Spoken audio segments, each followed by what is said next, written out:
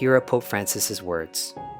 To our brothers and sisters of popular movements and organizations, dear friends, I often recall our previous meetings, 2 at the Vatican and 1 in Santa Cruz de la Sierra, and I must tell you that this souvenir warms my heart.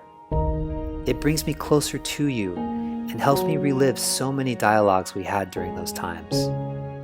I think of all the beautiful projects that emerged from those conversations and took shape and have now become reality. Now, in the midst of this pandemic, I think of you in a special way and wish to express my closeness to you.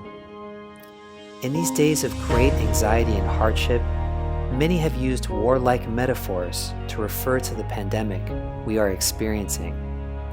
If the struggle against COVID-19 is a war, then you are truly an invisible army, fighting in the most dangerous trenches, an army whose only weapons are solidarity, hope, and community spirit, all revitalizing at a time when no one can save themselves alone.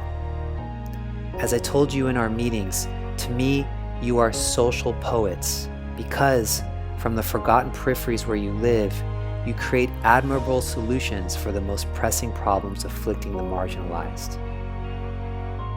I know that you nearly never receive the recognition that you deserve, because you are truly invisible to the system.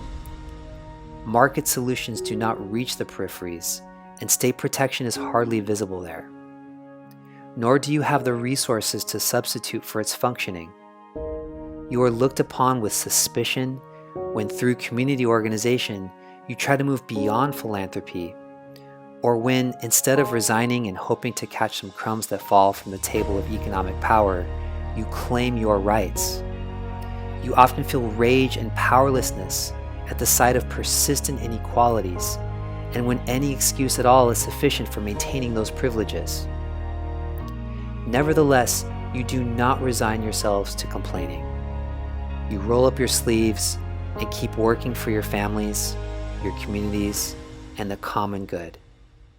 Your resilience helps me, challenges me, and teaches me a great deal. How difficult it is to stay at home for those who live in tiny, ramshackle dwellings, or for the homeless. How difficult it is for migrants, those who are deprived of freedom, and those in rehabilitation from an addiction. You are there, shoulder to shoulder with them, helping them to make things less difficult, less painful. I congratulate and thank you with all my heart. Many of you live from day to day without any type of legal guarantee to protect you. Street vendors, recyclers, carnies, small farmers, construction workers, dressmakers, the different kinds of caregivers. You who are informal, working on your own or in the grassroots economy, you have no steady income to get you through this hard time, and the lockdowns are becoming unbearable. This may be the time to consider a universal basic wage, which would acknowledge and dignify the noble, essential tasks you carry out.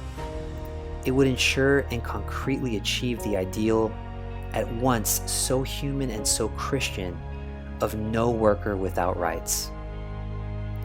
Moreover, I urge you to reflect on life after the pandemic, for while this storm shall pass, its grave consequences are already being felt. You are the indispensable builders of this change that can no longer be put off. Moreover, when you testify that to change is possible, your voice is authoritative. You have known crises and hardships that you managed to transform with modesty, dignity, commitment, hard work, and solidarity into a promise of life for your families and for your communities. Stand firm in your struggle and care for each other as brothers and sisters. I pray for you. I pray with you. I want to ask God our Father to bless you, to fill you with His love, and to defend you on this path, giving you the strength that keeps us standing tall and that never disappoints. Hope. Please pray for me because I needed to. Fraternally, Pope Francis.